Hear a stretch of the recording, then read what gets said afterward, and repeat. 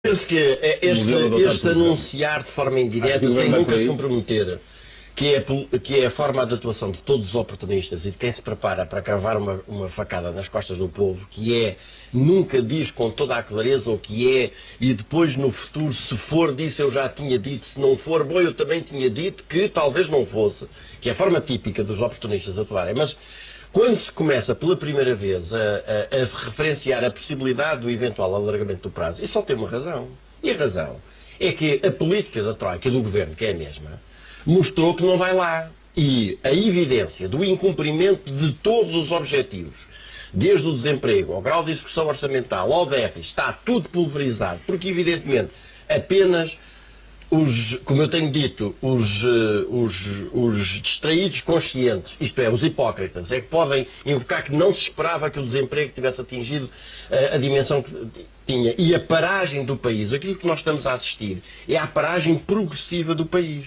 Todos os dias há novas medidas, todos os dias se verifica que as pessoas e grande parte das empresas não aguentam, vão fechando, vão pessoas para o desemprego, são precisos mais subsídios de desemprego. Como é que se paga? Porque as receitas são cada vez menores, porque as pessoas, se não estão a trabalhar, não descontam, portanto as receitas fiscais são cada vez menores. Como é que se paga? Não se paga, restringe o subsídio de desemprego, mandam-se pessoas para a fome e para a miséria, portanto isto não tem saída por aqui. E então, quando se torna óbvio, o comum dos cidadãos, telespectadores que nos estão a ouvir, compreende isso perfeitamente. Se torna óbvio que aquelas medidas não resolvem problema nenhum, então começa-se a acenar com uma pretensa alternativa que não vai resolver também problema nenhum. Primeiro ponto. Segundo ponto.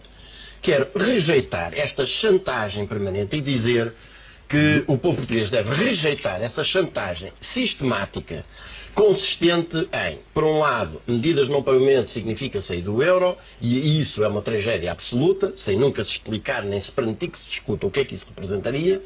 Em segundo lugar, que se não fosse o acordo da Troika e não fossem as medidas, estas medidas que estão a dar cabo do país, não havia dinheiro para pagar funcionários públicos. É falso. O país produz por ano riqueza suficiente para pagar isso. Não tem, se for pagar aos credores, não tem, Luís Gomes, dá-me licença, deixa-me acabar o raciocínio. Se não for pagar os milhões e milhões de euros de juros absolutamente especulativos e de dívidas constituídas na base da especulação financeira, o país tem mais do que dinheiro para pôr a saúde a funcionar, para pôr a educação a funcionar e para pagar os funcionários. Mas se não pagar, se não pagar a dívida, também não paga juros, naturalmente. Não, se não pagar a dívida, não paga juros, e é por isso que a solução nós estamos a produzir, porque a política da Troika e do Governo, porque a política da Troika e do Governo, aquilo que conduz é exatamente à liquidação da capacidade produtiva do país. É exatamente a isso que conduz. E que os senhores já não podem negar perante o país que é esse resultado temporário e puramente pontual a que o Governo se agarra agora para apresentar como uma grande vitória, que é a subida das exportações. Todos nós sabemos que é um resultado absolutamente pontual e temporário.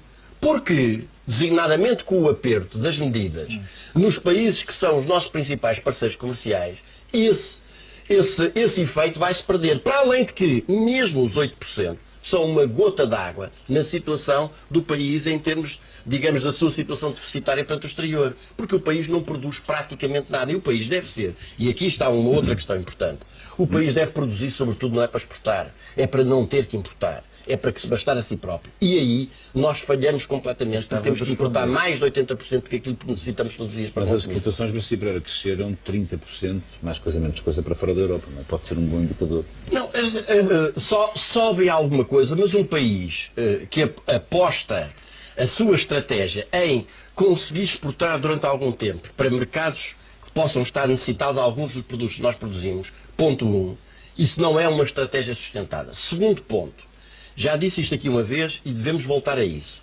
Não nos deixemos iludir por esse jogo de propaganda. Grande parte dessas exportações não são verdadeira exportação, são reexportação. Ou seja, nós somos um segmento do processo produtivo que começa lá fora, passa por aqui e depois circula para outros países. E, portanto, grande parte dessas exportações correspondem a importações prévias. Portanto, não nos deixemos iludir com isso, mas volto ao ponto. O que